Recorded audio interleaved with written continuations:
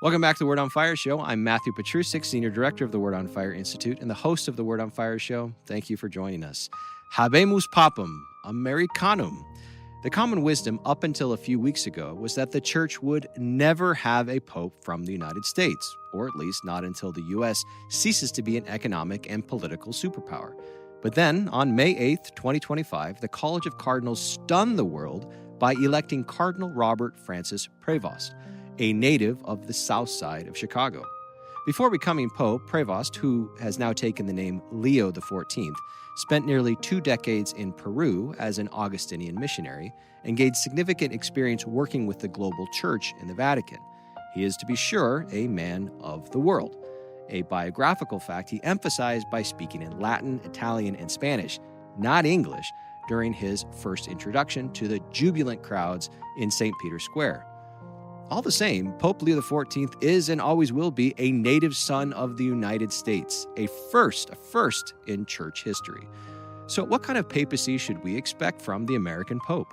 How should we interpret his papal name and his background as the former head of the Augustinian religious order? Are there any early signs of what his ecclesial, diplomatic, and moral priorities will be? And how should we think about him in relationship to his predecessors, including Pope Francis?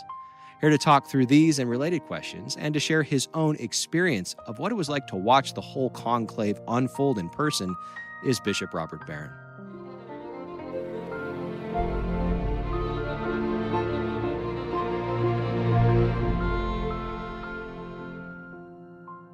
Bishop, welcome back to the studio. Thanks, Matt. Always good to be with you. So today we're talking about what we might be able to expect from a Pope Leo XIV. I'm still getting used to saying that, Pope Leo XIV papacy, and what it was like for you to be there as the whole drama unfolded. But before we do, you also recently took another trip to our nation's capital to spend some time in a rather famous rose garden. So tell us a little bit about what that was about. An extraordinary about 10 days, because I was with the president in the rose garden, and then about 2 days later, I flew to Rome to be there for the papal election. So it was a wild 10 days. Well, I was invited by the president to be part of this commission on religious liberty. And, we bishops have been concerned with religious liberty now for the past, 25, 30 years. It's been a major concern of ours. We have a committee dedicated to it. I'm on that committee. So when I got that invitation from the president, I thought, well, look, he's reaching out to a Catholic bishop to seek advice on an issue that we bishops think is of enormous significance. But why would I say no to that? So that's what motivated me to do it. Then they invited me to come to the ceremony and do a prayer at it. So that's why I actually went to Washington. I got a terrible sunburn with my Irish skin sitting in the rose garden because the president was delayed about an hour, whatever he was doing. And then he gave kind of a long speech, and the whole time the sun is just beating down on me. So when I got to Rome, I was in kind of bad shape. It was like when I was a kid. I would get sunburned and my skin would peel and all that. So I had an adventure in dermatology at the rose garden. But it was an interesting day, and President Trump spoke about religious liberty and lots of other things, and then he invited us briefly into the Oval Office, for pictures. And we're going to meet a lot, actually, in the coming year. I think it's every month, with a couple of exceptions. And then we're supposed to produce a document by next July, by the anniversary, the 250th anniversary of the country, recommending, some changes and maybe in our public policy and about religious liberty. So that's the charge of the commission. A person I thought of a lot after I got the invitation was the famous Father Theodore Hesburgh, who was president of Notre Dame University back in the 20th century from, I think, 1952 to 1987. Hesburgh was a major public figure, and I checked this with my friend, Father Bill Miscampbell, who is a biographer of Hesburgh. He said, yes, he served on 16 separate presidential commissions under 5 presidents. 2 Republicans and 3 Democrats. So Hesburgh, civil rights and many other things. I thought, well, that's really what I'm doing here is accepting invitation from the president. And something Hesburgh said, I noticed, was it's hard to say no to the president. And I think that's true. Not that you're co-opted or brought into endorsing every single policy, but on this particular issue, he's seeking my advice, Right. I'm happy to give that. Well, this news was widely cheered within the church, online, and outside of the church as well. But some usual quarters of complaint registered some principled objections. So, what do you say to critics who say, "Look, a Catholic bishop does not belong on anything formally to do with any administration"? I just think that's false. All he's asking for is advice in the formulation of public policy. Why not be a Catholic voice around that table? If the president's reaching out to say, help me formulate good public policy in this regard, we think it's very important, and he wants a Catholic voice around the table. Why would I say no to that? Right. If it ever reached a point where I felt that principles were being compromised or something was being done that I was opposed to, I'd quit. Look, I'm not angling to become governor of Arkansas or something. I mean, what can the president give me? I got a sunburn from being in the Oval or in the Rose Garden, but I mean, I'm not angling for political position. Right. So what's the benefit? Yeah. No. So I just see myself as offering a Catholic perspective on these things, and the commission will last maybe for a year, and then it'll be over. Yeah. So no, I think those are silly objections. Yeah, it's a highly commonsensical And then response. again, the same thing would be against Hesburgh. Why not go after Hesburgh for 16 times becoming a presidential commissioner? Right. Well, let's now turn to today's topic, which is looking at this new papacy, the stunning election of Cardinal Robert Francis Prevost to the papacy, who's now taken the name of Leo XIV. Before analyzing his background, his theological influences, the significance of his name, everybody wants to hear what the experience was like for you to be there on the ground before the conclave started to its conclusion. What was that like? it was exciting. I was there 12 years ago doing commentary for NBC. And it was funny, man. I don't remember that as being, how would I put it, as being somewhat exciting, or I wasn't nervous. I was just there, and okay, they're electing the Pope, and who's it going to be? Well, let's find out. This time around, I think everybody was a little more on tenterhooks, and well, who's it going to be, and what direction will the church go in? And so there was that excitement about it. Do you have a sense of why there was that difference? I don't know entirely. Maybe just for me, because I'm a little more engaged. I wasn't a bishop, 12 years ago. I was rector of the seminary at the time, but not a bishop yet. But there was great interest, excitement about it. And then the way the election unfolded was so surprising, because a lot of us were expecting a longer conclave, that there'd be more divisions and they have to kind of work through and maybe find a compromise candidate. So I was predicting, Friday, and maybe there'd be 7, 8, or 9 ballots or something. Turned out to be exceptionally fast. And I was actually on the roof of Bambina Maria, which is this religious house right next to St. Peter's. And NBC was on top of that. Or maybe it was the Augustinian, but one of the two. I was right there overlooking St. Peter's. And I was being interviewed. And I was just responding, looking into the camera. Nobody at that moment was expecting white smoke. That's no right. one. Yeah. And I'm just talking away, and suddenly behind me is this roar goes up. And I was like, wait, what are they possibly reacting to? And then someone goes, white smoke. So that was unexpected. Then I had to race over to Fox News, because I'd agreed to be with them when the Pope came out. So we raced across the city of Rome.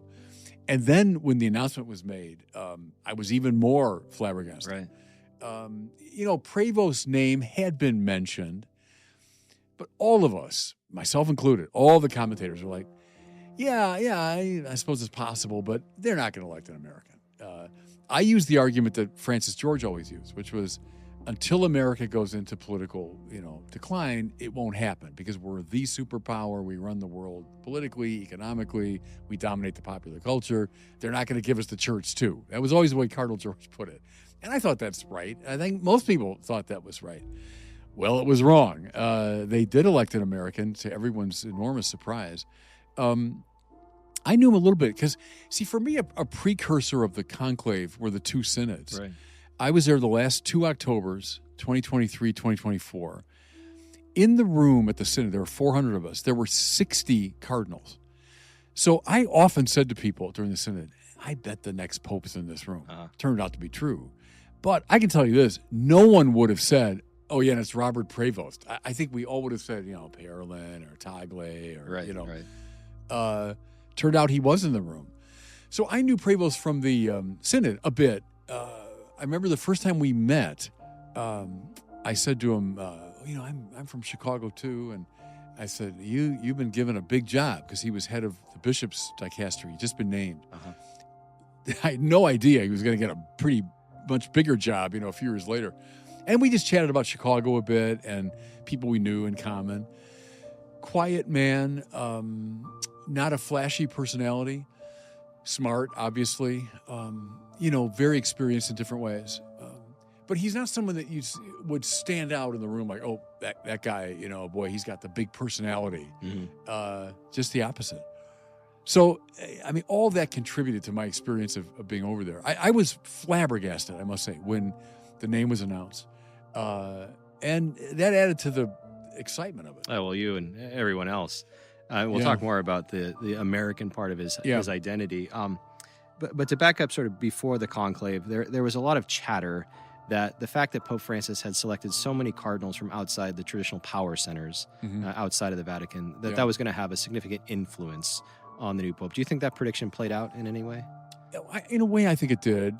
There's so many from the Third World. And again, I think of the Synod. It was like a warm-up for the conclave, because the Synod, too, people from all Africa, Asia, Latin America.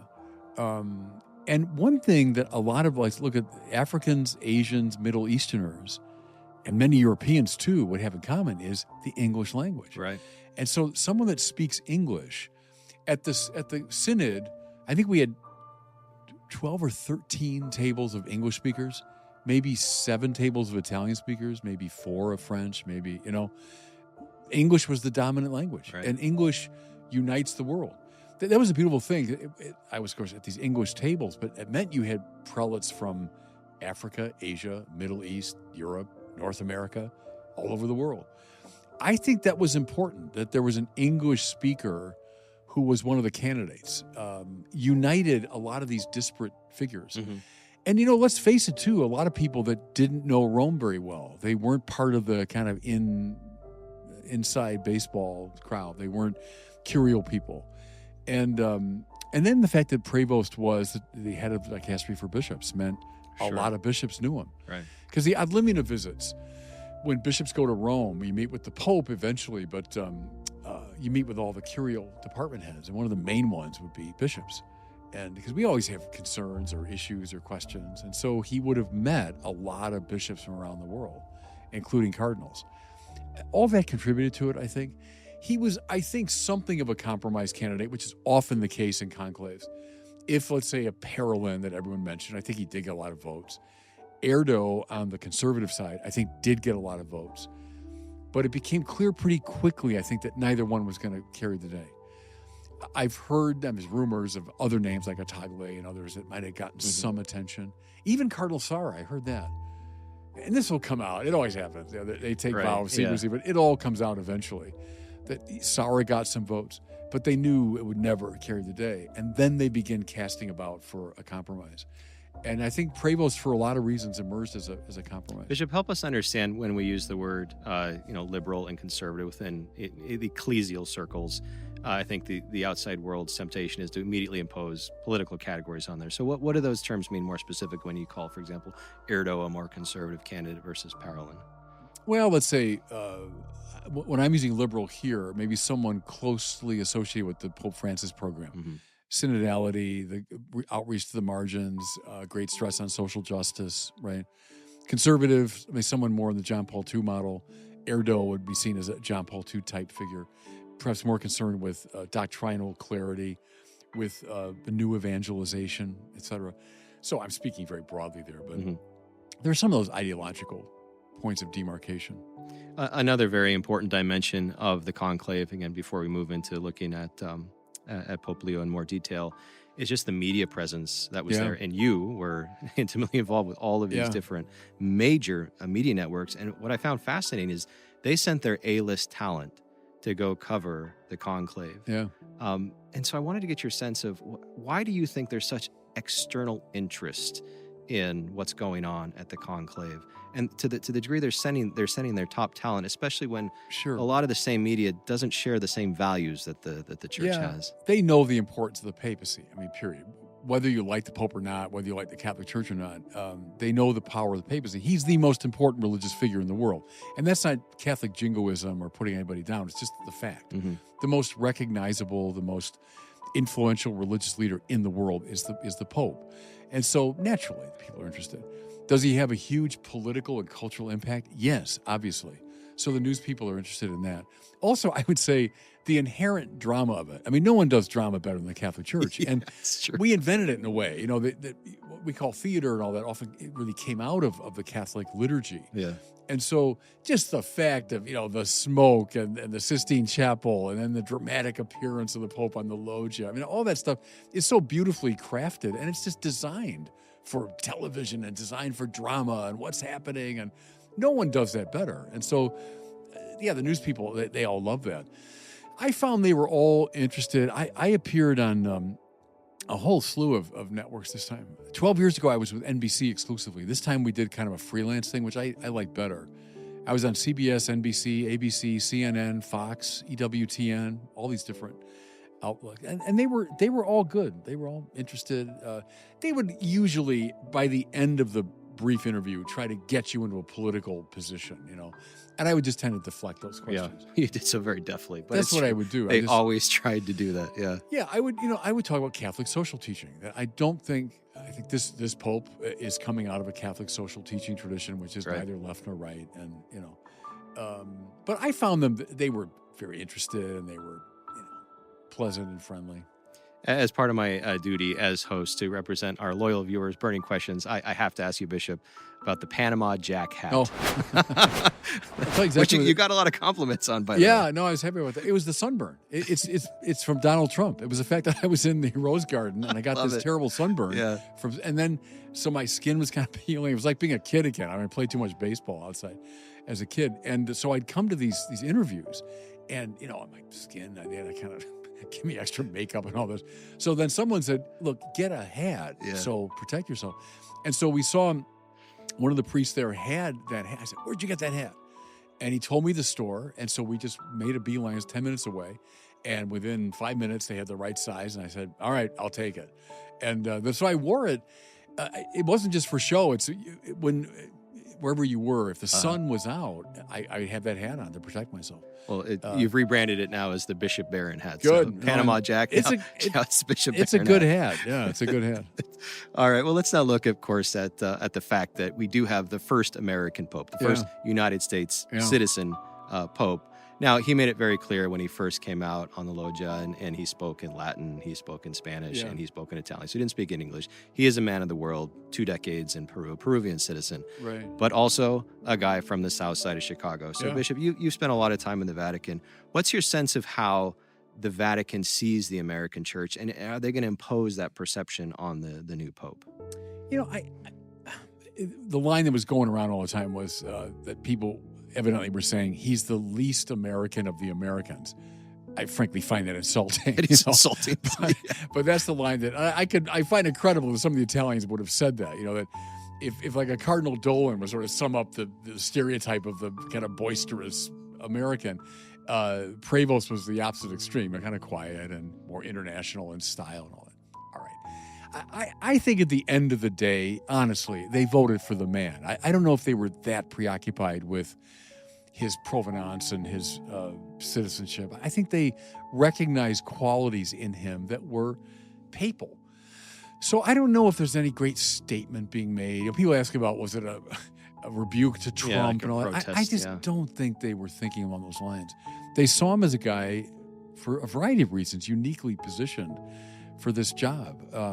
So I don't know. I wouldn't want to overstate the American thing. So you noted the importance of the fact that he's a native English speaker in getting elected among the cardinals. Yeah. How about for the sort of the future of the church, especially evangelically, the fact that we now have a native English speaker who's going to be speaking to the world? I think it's great, and I'm sure already it's awakened a deeper interest in Americans in the church. I've thought a lot about this. I've now lived through a number of popes, and I've been bishop under going back to Well, no, Francis, because Francis may be a bishop. But, when you meet a pope, you think, okay, now what language will I speak? And will I understand him? And, he's coming from a totally different cultural background. The fact that if I have the pleasure, I hope someday to meet Leo as pope, that I'm going to a guy from the south side of Chicago. Yeah, right. That he's someone completely from my world. I think I said in a couple interviews, he grew up about a 25-minute drive from where I did. I grew up in Western Springs, southwest suburbs. He grew up in Dalton. Good traffic. He'd be there in 25 minutes. We're roughly the same age. He's maybe 4 years older or 5 years older than I am. So we're from the same, cultural matrix. Uh-huh. That's interesting that I'll approach the Pope in a very different way, and that's, it's all to the good. I'm really looking forward to his first encyclicals, which may first be written in English. That'll be fascinating. I wonder.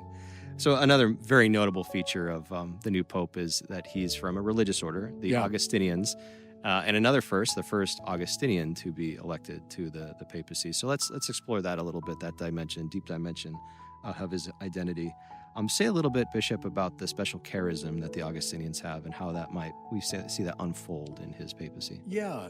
It's an ancient order going back to Augustine himself, who gathered around himself in Hippo, the priests of his diocese, and they lived in a kind of monastic way. And that's the beginning of the Augustinian order, which is ancient, and it endured all these centuries.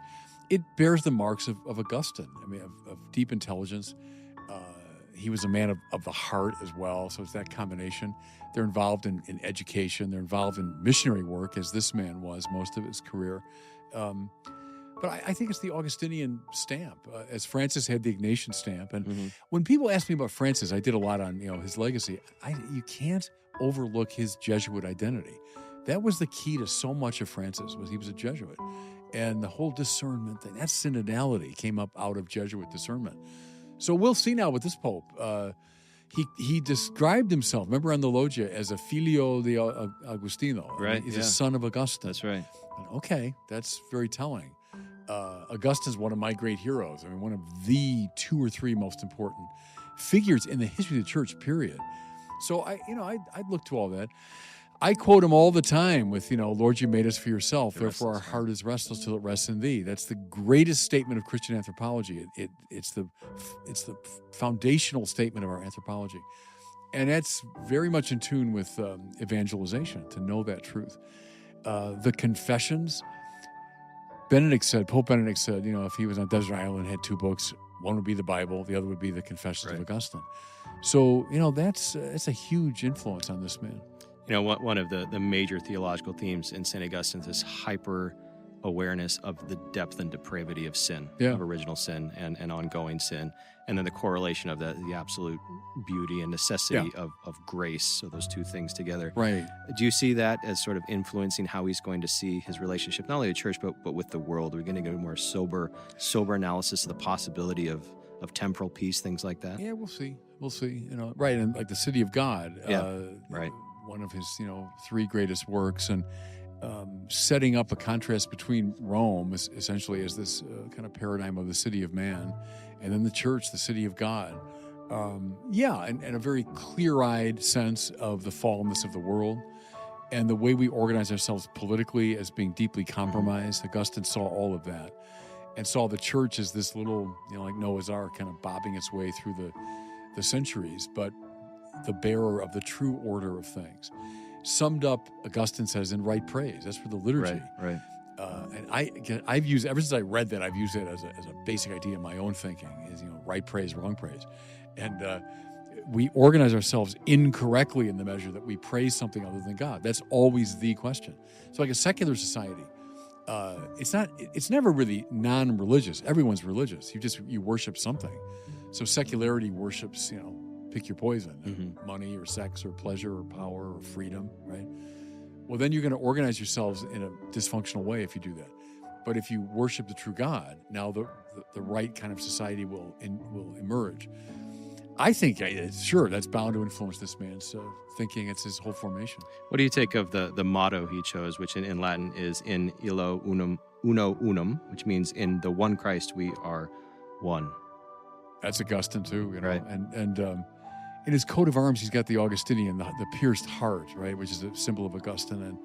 You think of, the cor ad cor loquitur of Newman, which is kind of an Augustinian with the restless heart. And that's Augustine. In Christ, we find our unity. Don't seek it somewhere else. You seek it somewhere else, you're not going to find it. In fact, you're going to fall apart.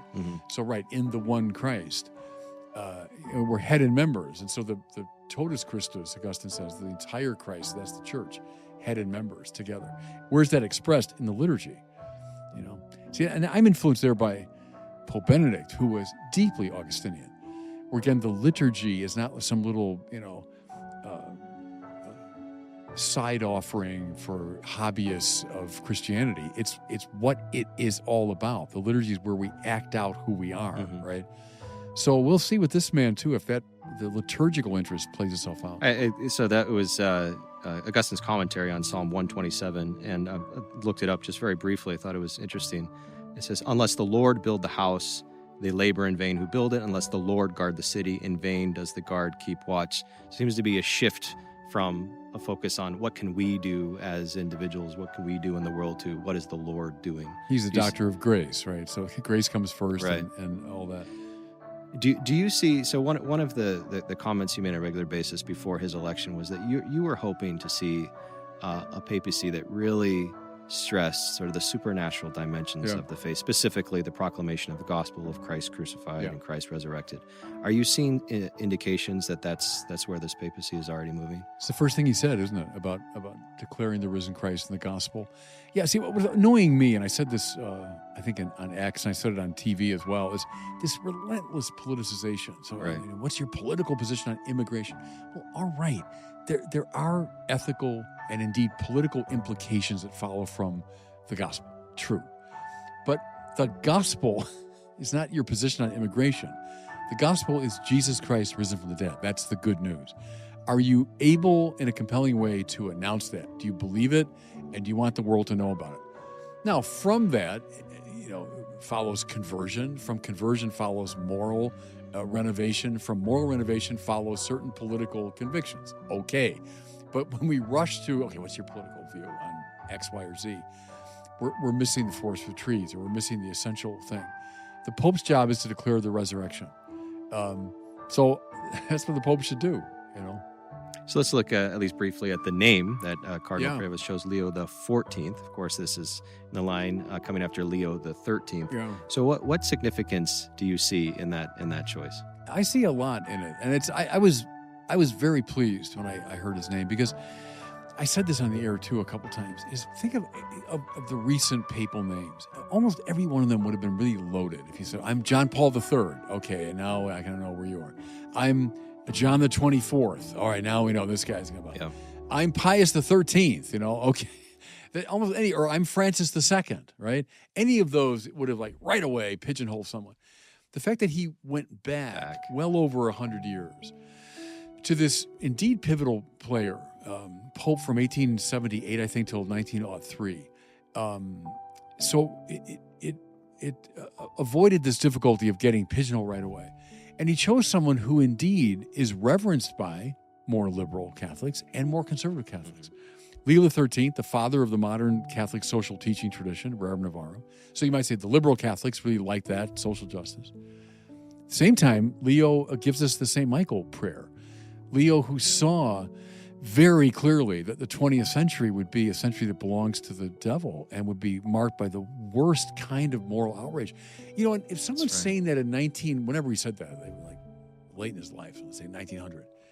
What are you talking about? The 20th century is a century of progress and science and, economic reform and liberation. No, it's the Christian century, indeed, that the magazine. That was the confidence. He was right. I mean, the 20th century, arguably, is the worst century in human history in terms of the piling up of corpses. So, talk about someone who was very clear-eyed about sin and all that. Well, that was Leo XIII. Right. He's also the Pope of the Thomistic revival, which is very close to my own heart. He wanted to use Aquinas not as a way to go back to the Middle Ages, but to creatively engage modernity.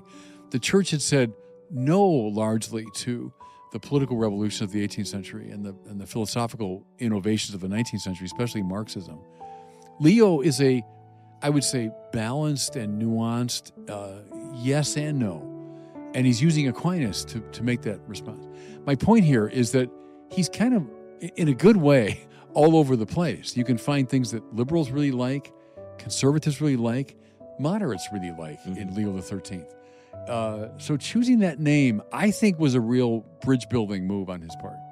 Leo XIII was really addressing the vast and rapid changes that industrialization was wreaking a lot of havoc on society.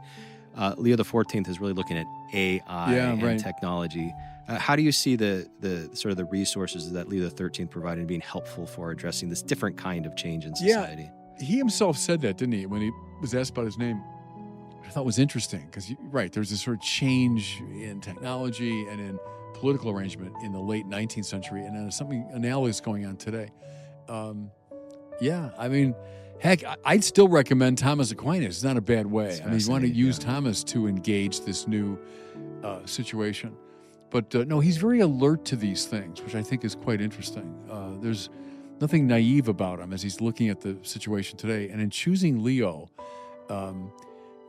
creative engagement with modernity, not simply the no, and not simply the yes of like certain post-conciliar types. They would, the modern world sets the agenda for the church and we must yes to the modern world. No, as Leo said, yea and nay to the modern world of his time.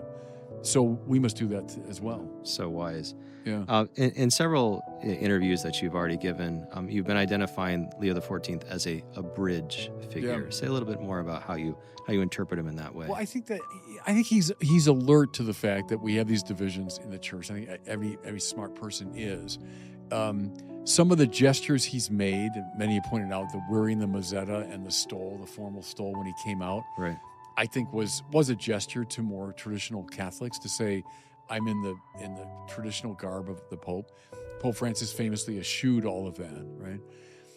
As we record this, I think it's true that he's decided to live in the apostolic palace. He has, right.